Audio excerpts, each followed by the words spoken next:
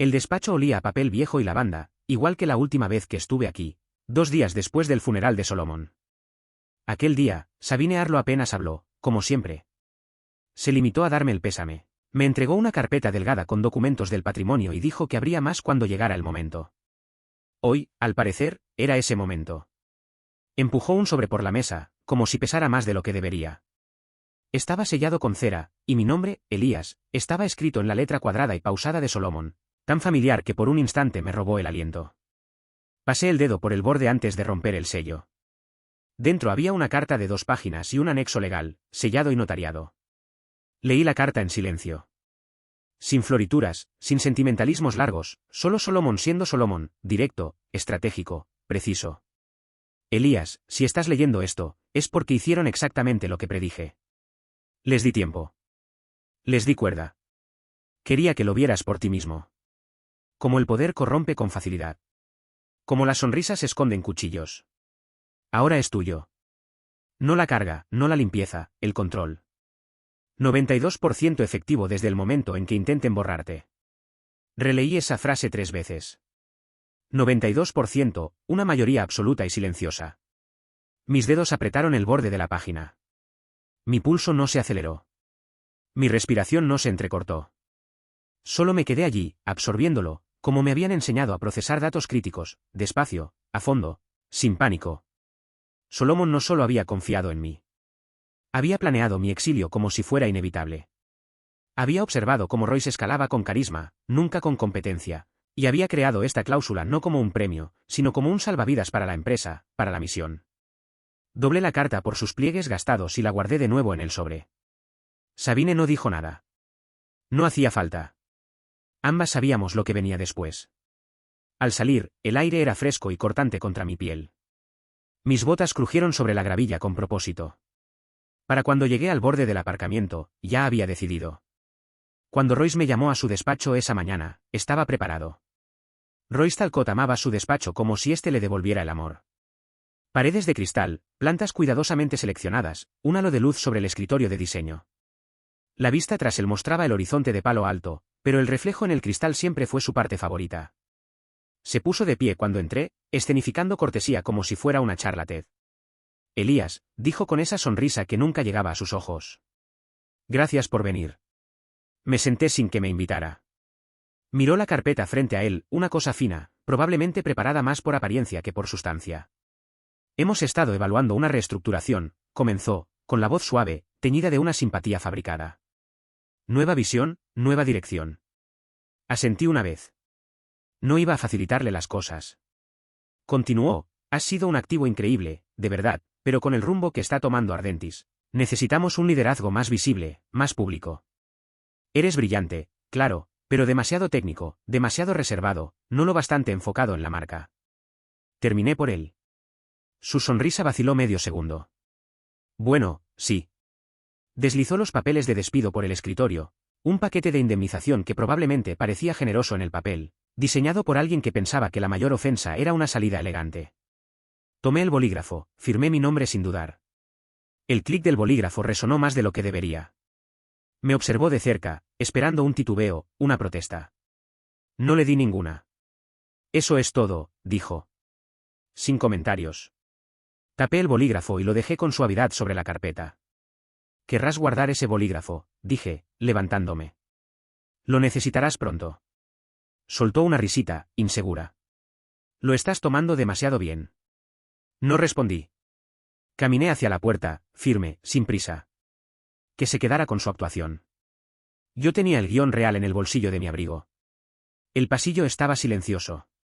Los administrativos tecleaban en sus tabletas, ajenos al cambio que acababa de ocurrir bajo sus pies. Al pasar junto a Dania en recepción, ella parpadeó al ver mi pecho sin la placa que solía llevar. Asentí cortésmente, pasé por delante de los carteles de marca que nunca aprobé y salí por las puertas dobles. Era hora de recordarles quién construyó los cimientos que acababan de intentar enterrarme. La primera vez que vi a Solomon furioso no fue por un prototipo fallido ni por fondos retirados. Fue porque alguien había inflado un informe clínico para impresionar a un socio de riesgo. Rompió el papel en silencio, luego me miró a los ojos y dijo, Elías, los datos no son decoración. Si alguna vez maquillas una mentira, no vuelvas. Ese fue nuestro comienzo. Un laboratorio no más grande que una cafetería, con centrífugas de segunda mano, cables colgando de sistemas a medio armar. Dormíamos por turnos, comíamos galletas de máquina expendedora y manteníamos una pizarra llena de experimentos que aún no podíamos costear. Y aún así, Solomon insistía en la precisión, la claridad, la intención. La misión no era ostentosa. Era precisa. Hacer diagnósticos más inteligentes, más rápidos, más baratos, en todas partes. Cuando murió, el alma de la empresa se fue con él. Pero me quedé. Pensé que la lealtad significaba invisibilidad. Que manteniendo las cosas estables, trabajando hasta tarde y hablando poco, honraba lo que construimos juntos. Creí que si podía resistir el caos, podría devolverlo todo a lo que era. Pero Royce no quería estabilidad. Quería brillo. El laboratorio se convirtió en un estudio fotográfico. Los vasos de precipitados fueron reemplazados por botellas de agua con la marca. Los científicos desaparecieron del sitio web a menos que tuvieran sonrisas listas para la cámara. Mis protocolos fueron reescritos por becarios de marketing. Recuerdo entrar en I de una tarde y encontrar un foco de luz sobre la bahía de microscopios. Alguien había traído un equipo de cámaras para grabar un vídeo detrás de escena. Nada auténtico, nada autorizado. Despejaron al personal de investigación del piso para que Royce pudiera inyectar energía a la narrativa. Cuando dije que no, sonrió y preguntó si quería subirme al tren. No le respondí entonces, pero recuerdo murmurar mientras salía, han convertido el laboratorio en un plató. Solomon se habría ido, pero yo me quedé. Tal vez demasiado tiempo. Ahora, las luces seguían encendidas, pero el trabajo había perdido su pulso. La gente se iba sin aviso. Las patentes se retrasaban. Los fondos de emergencia caducaban. Y todo lo que hacía Royce era redoblar en palabras clave y ángulos de cámara. Pero algunas estructuras se agrietan antes de colapsar. Solo hay que escuchar el sonido correcto. Royce amaba el sonido de su propia narrativa. Las redes sociales de la empresa estaban llenas de influencers con batas de laboratorio prestadas, sonriendo junto a máquinas que no sabían nombrar. Daba charlas al estilo TEDx sobre disrupción en biotecnología y posaba con drones en hangares que antes eran salas limpias. Cada 2 semanas anunciaba una nueva colaboración, normalmente con un bloguero de estilo de vida o un embajador de marca de salud cuya mayor credencial era un conteo de seguidores de 7 cifras. La ciencia era solo ruido de fondo, un decorado para su reflector. Dejé de mirar después de un tiempo, no porque dejara de molestarme, sino porque comencé a recolectar en su lugar datos, patrones, rastros en papel. Destiné una parte de mi propia indemnización a una auditoría independiente. Silenciosa, forense, imposible de rastrear.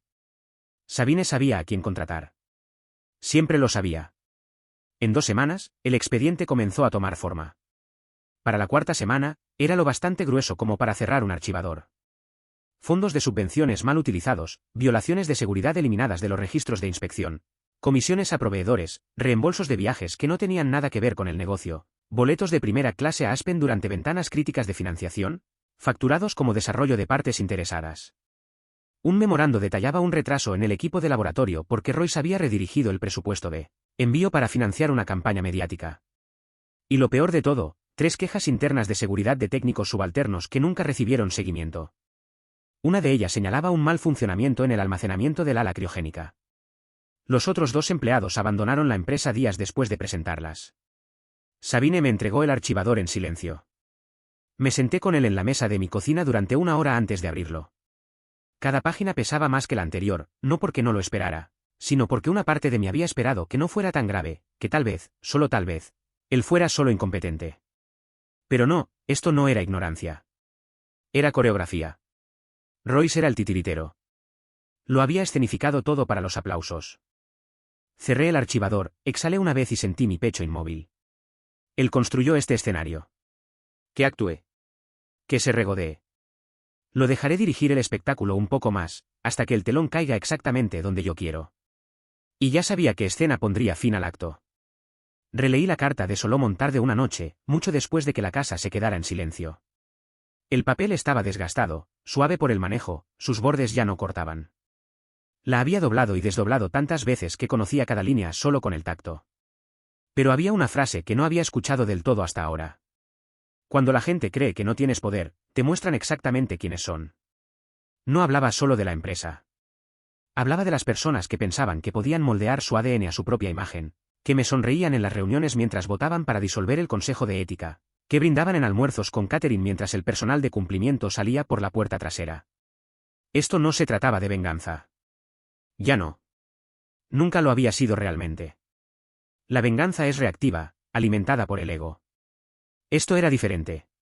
Era alineación. Solomon me había confiado algo mucho más que el control. Me había confiado preservar la intención, ser una columna vertebral cuando la estructura colapsara.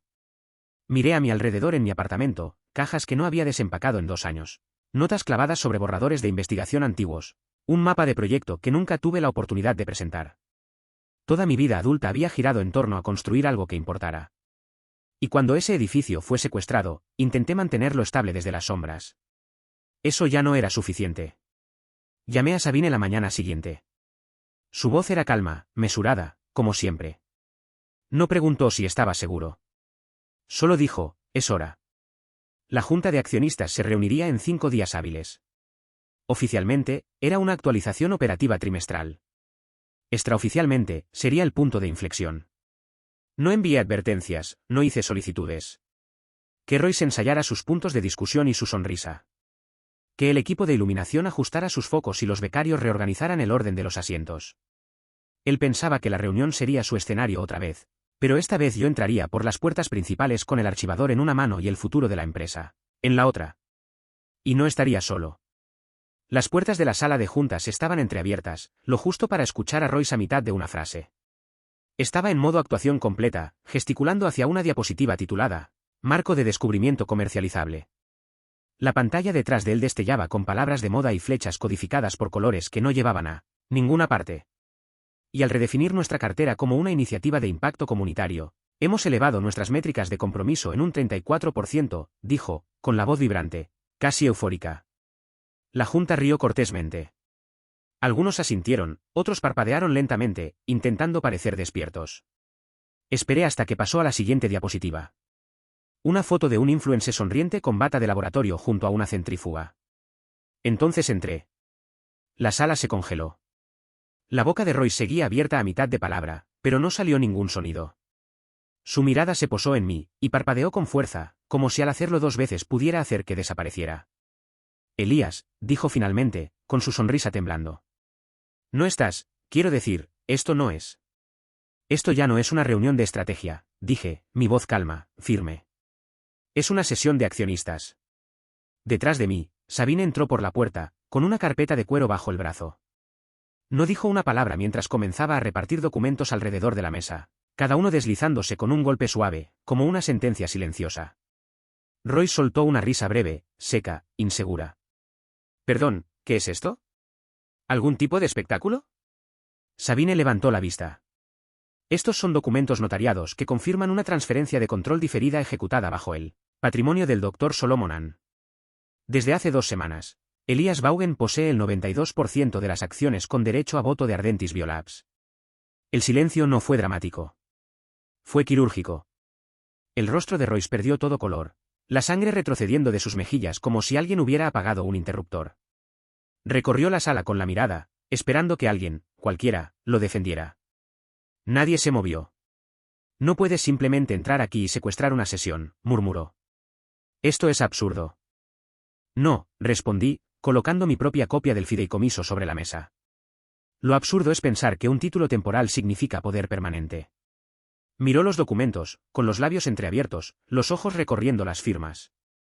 Tomé asiento en la cabecera de la mesa y no esperé su permiso para continuar. No alcé la voz. No lo necesitaba. Abrí el archivador y saqué el primer conjunto de gráficos, informes de campo y auditorías internas que detallaban el aumento en los tiempos de respuesta de nuestras unidades móviles. Desde el otoño pasado, la eficiencia de despliegue de emergencia ha caído un 21%, dije, deslizando las primeras páginas por la mesa. 3 de esos retrasos estuvieron vinculados a fondos mal asignados. Dinero destinado a equipos de trauma redirigido a campañas mediáticas. Luego vinieron los resúmenes de subvenciones. 2 renovaciones perdidas del Fondo Nacional de Alcance Biomédico. Eso es $840,000 perdidos porque se ignoraron los plazos de solicitud. ¿Por qué? Mostré una copia del calendario de ese mes. Royce estaba organizando una cumbre de influencers de marca en Tahoe. Un murmullo recorrió la sala, del tipo que la gente emite cuando quiere parecer serena mientras se estremece. Pasé la página otra vez. Entrevistas de salida de 6 investigadores senior en los últimos 8 meses. Todos citaron falta de dirección, erosión ética y obstrucción en los informes de seguridad. Coloqué citas impresas, en blanco y negro, anotadas. Luego vinieron las quejas de recursos humanos, 3 en total, presentadas, no investigadas, enterradas. Un miembro de la junta carraspeó, pero no habló. Roy se movía ahora, con los brazos cruzados, intentando sonreír como si aún funcionara. Estás actuando como si unos pocos descuidos administrativos fueran sabotaje, dijo. Lo miré directamente a los ojos. No se trata de descuidos. Se trata de erosión. No solo descuidaste la misión, la redefiniste. Soltó un bufido. ¿Crees que puedes arrastrar a esta empresa hacia atrás, al pasado de batas de laboratorio e idealismo? No, dije. Creo que puedo devolverla a algo que importa. Sabine deslizó el documento de votación hacia adelante. Nadie discutió. Ni un solo miembro de la Junta dudó. La moción para destituir a Roy Stalcott como CEO de Ardentis Biolabs pasó sin oposición. Él se quedó de pie, atónito. Lo lamentarás, dijo, con la voz débil y temblorosa. Me levanté de mi asiento. No eres tan importante. No respondió. Solo tomó su tableta, metió unos pocos papeles en su maletín y salió. La puerta se cerró tras él con un clic, como un signo de puntuación. Me volví hacia la mesa. Había trabajo por hacer. El despacho acristalado en la esquina fue lo primero en desaparecer. Hice que el personal de instalaciones lo desmantelara antes de que terminara la semana. Plantas, placas, la máquina de espresso importada, todo fuera. No hice ninguna declaración. Simplemente tomé una esquina vacía en la antigua bahía de despacho y coloqué mi portátil entre el tablero de vuelos y la estación de café. Nadie dijo mucho, pero lo notaron. No envié correos ni convoqué una reunión general. En cambio, traje a Fergus de vuelta discretamente. Entró en el hangar 2 días después, con grasa aún bajo las uñas, cargando una caja de herramientas abollada como si no hubiera pasado el tiempo. No hizo preguntas, solo asintió una vez y se dirigió a la inspección de rotores en el helicóptero 6. Esa misma tarde, aparté a Tony al final de su turno. Se veía cansada, con los ojos rojos por otra guardia nocturna, los auriculares aún colgando de su cuello. Tengo algo para ti, dije, deslizando una placa de identificación sobre la mesa. Decía jefa de operaciones. La miró, parpadeando. ¿En serio?, preguntó. Tan en serio como estoy yo. Ya has estado manejando la mitad de este piso, dije. Sus manos temblaron un poco al tomar la placa, pero no lloró. Solo la guardó en su bolsillo y enderezó los hombros, como si el ascenso siempre le hubiera pertenecido. No hubo anuncios, ni focos, ni almuerzos con catering, pero la noticia se extendió silenciosa, eficiente, como el oxígeno volviendo a una sala sellada. La semana siguiente, traje un equipo externo de revisión de recursos humanos para reexaminar cada queja presentada en los últimos 18 meses. La formación de liderazgo se restableció. Formación real, no diapositivas vacías. El financiamiento para equipos se restauró. Las solicitudes de subvenciones se presentaron a tiempo. Y cada mañana, recorría el piso. Con una carpeta en la mano, sí, pero no para vigilar, sino para escuchar. Una tarde, sorprendí a un médico junior observándome desde la sala de descanso. Parecía confundido, como si no supiera qué pensar de un CEO que se servía su propio café. Miré por encima de mi hombro y dije, aquí es donde ocurre el verdadero trabajo. Asintió lentamente, y cuando me di la vuelta, todo el piso parecía estar respirando de nuevo. La reportera se llamaba Janelle Hart, voz suave, sin séquito, con una libreta en la mano en lugar de un equipo de cámaras. Pidió una conversación tranquila, sin adornos. Acepté solo porque Sabine me recordó que el silencio deja espacio para que alguien más escriba la historia. Nos sentamos en la parte trasera de la bahía de despacho. El zumbido de los equipos llenaba el fondo como un metrónomo. Janelle preguntó sobre mi regreso, sobre la reunión de la Junta, sobre qué significaba retomar el control. Respondí con sencillez. Hablé de las subvenciones perdidas, del personal de primera línea que no había tenido medidores funcionales en meses. Hablé de los médicos, del trabajo. No mencioné a Royce. Al final, preguntó si quería que citara algo personal, un comentario sobre el legado, dijo, medio disculpándose. Negué con la cabeza. El artículo salió la mañana siguiente. Sin fanfarria, solo tinta negra y un lenguaje firme. El titular decía, sin alardes, solo vuelo, la toma silenciosa que salvó Ardentis. Debajo había citas de miembros del equipo que hablaron anónimamente. Uno escribió, finalmente se siente como Ardentis otra vez. Otro simplemente dijo, no necesitó alzar la voz. Solo escuchamos. Las auditorías comenzaron una semana después. Los investigadores de subvenciones federales reabrieron archivos marcados como resueltos. Las citaciones siguieron. Sabine las manejó como si estuviera reorganizando citas en el calendario. Limpio, predecible. Fotos de Royce en galas de lujo comenzaron a circular, con pies de foto que coincidían con líneas sospechosas en el libro mayor. Facturas de equipos trazadas a cuentas personales. Un proveedor terminó públicamente su contrato y publicó correos electrónicos. La gente me preguntaba por qué no había hablado antes, por qué no lo había nombrado, acusado directamente. Nunca respondí, porque no necesitaba hacerlo. El silencio, dijo Sabine una mañana mientras tomábamos café, escribe el legado más limpio. Asentí. Tenía razón. No había poder en arrastrar su nombre por el fango. Él ya lo había hecho por sí mismo. Lo que yo tenía que proteger se movía más rápido que nunca. Un año después, el sonido de la risa había vuelto a los pasillos de Ardentis. No era la risa forzada que resonaba tras reuniones nerviosas, sino una risa real. Los equipos de tierra bromeaban mientras trabajaban con sus herramientas. Los despachadores intercambiaban viejas historias de vuelos como si fueran cartas de béisbol. Nadie se quedaba en sus escritorios por miedo. Se quedaban porque les importaba otra vez. Cerramos el trimestre con tiempos de respuesta de rescate récord y renovaciones completas de subvenciones. Un nuevo algoritmo de triaje de trauma, desarrollado completamente en casa, estaba siendo probado por 3 agencias estatales. La tecnología no solo era de vanguardia, era nuestra, limpia, funcional, impulsada por un propósito. No tomé el despacho de la esquina. Mi escritorio seguía en la entrada del hangar, donde podía escuchar las revisiones de rotores y el café goteando en igual medida.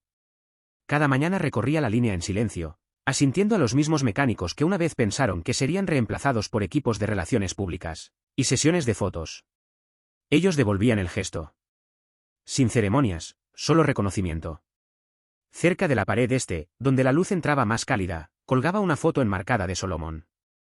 Estaba frente a nuestro primer prototipo de helicóptero, con las mangas arremangadas, la expresión desafiante y divertida, como si supiera exactamente lo imposible que eran nuestros objetivos y los hubiera construido de todos modos. Me detenía frente a ella, como siempre. No solo sobrevivimos, susurré. Evolucionamos.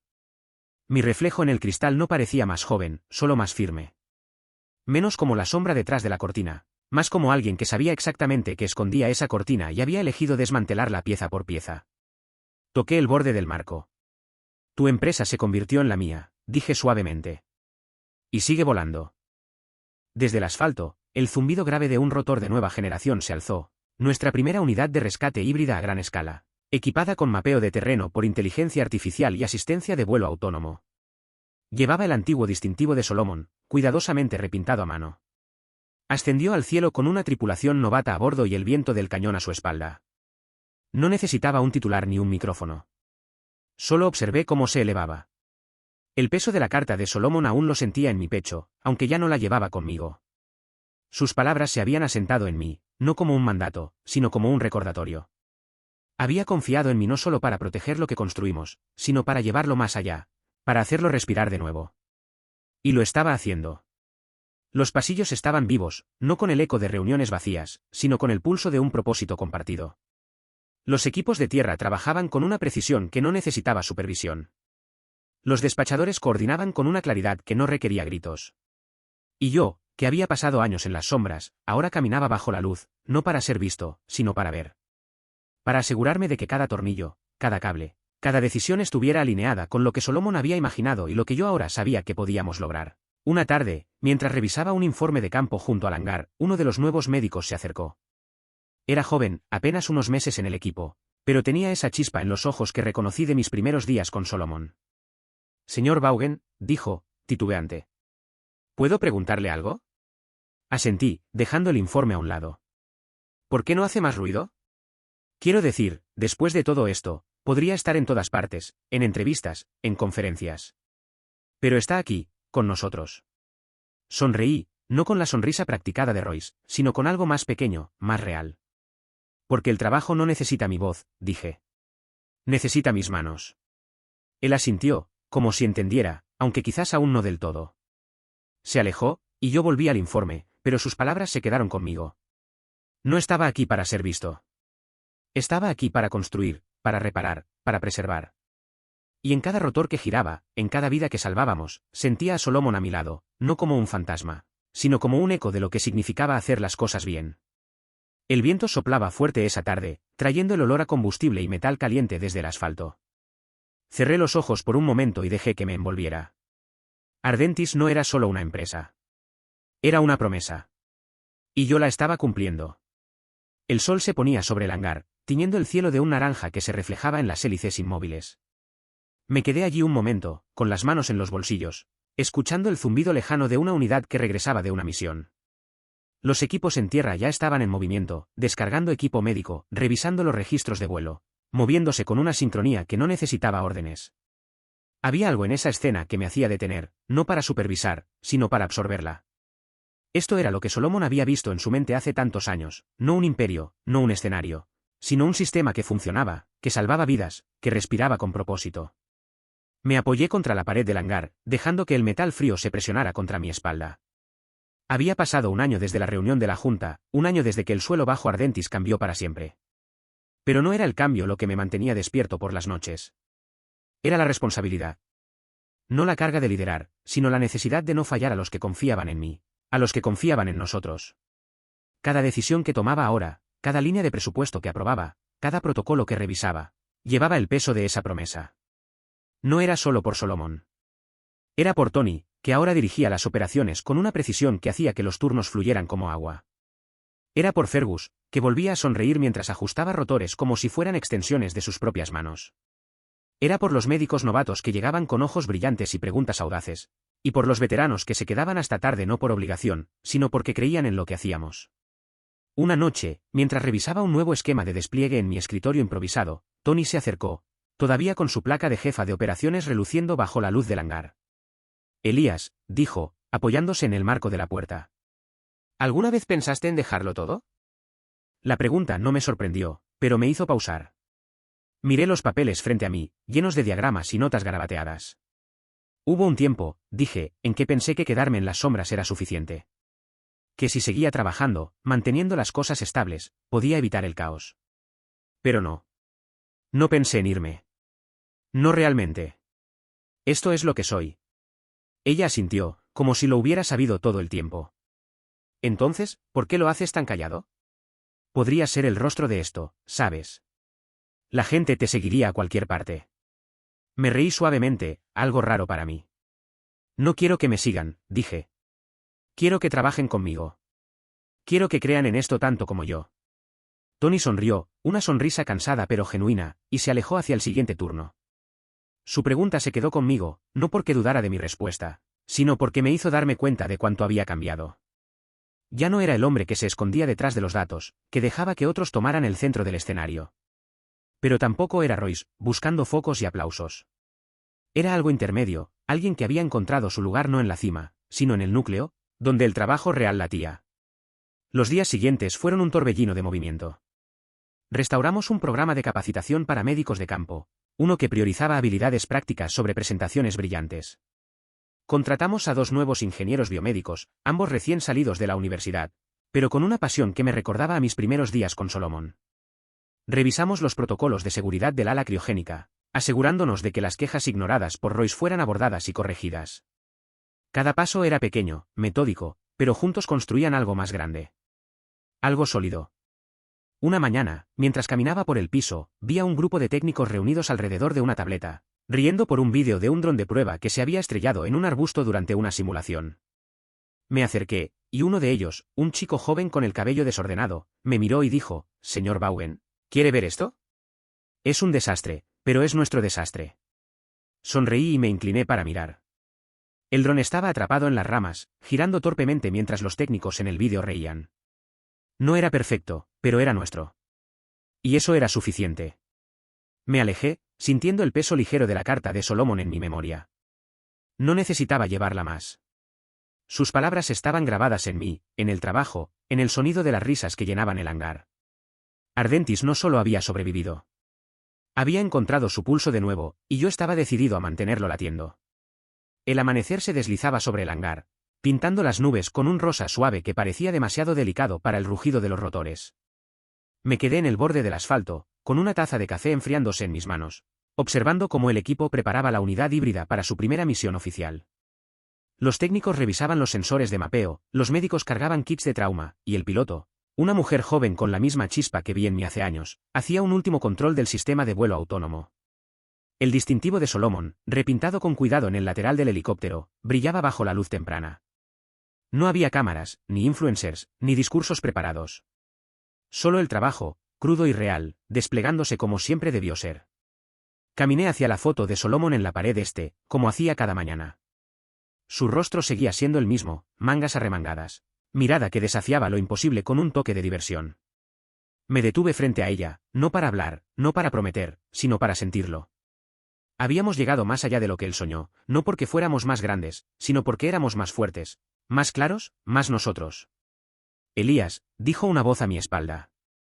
Era Tony, con su placa de jefa de operaciones ahora desgastada por el uso diario. Se apoyó en la pared junto a mí, siguiendo mi mirada hacia la foto. Él estaría orgulloso, ¿sabes? No de los titulares, sino de esto.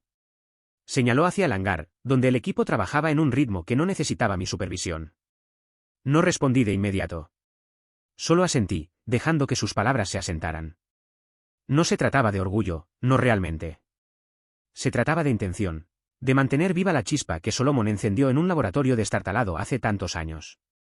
Me volví hacia ella. No se trata de él, dije. Se trata de ellos. De nosotros. De lo que hacemos ahora. Tony sonrió, una sonrisa que llevaba el peso de las guardias nocturnas y la ligereza de saber que valían la pena. Tienes razón, dijo. Pero aún así, él lo sabía. Sabía que tú lo harías posible.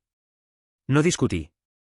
Solo miré de nuevo la foto, luego al equipo, al helicóptero que se alzaba lentamente, sus rotores cortando el aire con un zumbido constante. El viento me revolvió el cabello, trayendo el olor a combustible y tierra fresca.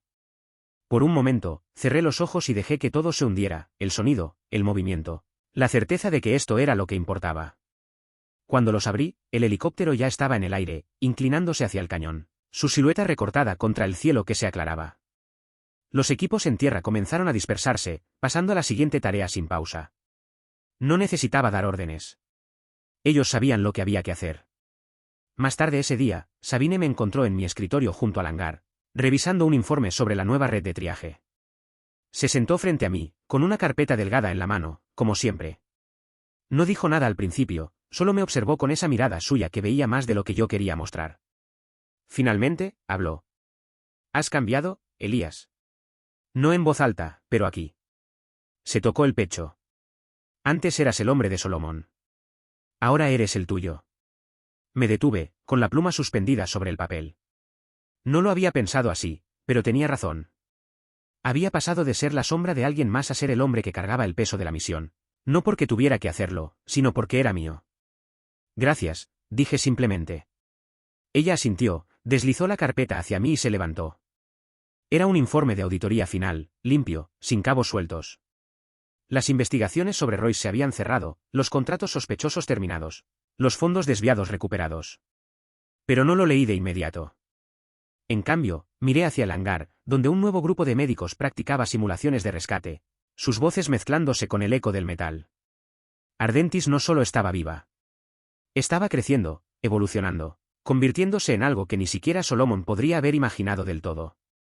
Pero él lo había sabido. Lo había visto en mí, incluso cuando yo no podía verlo. Me levanté y caminé hacia el asfalto, donde el próximo helicóptero estaba siendo preparado. Un técnico me saludó con un gesto, y yo le devolví el mismo. No había necesidad de palabras. El trabajo hablaba por sí mismo.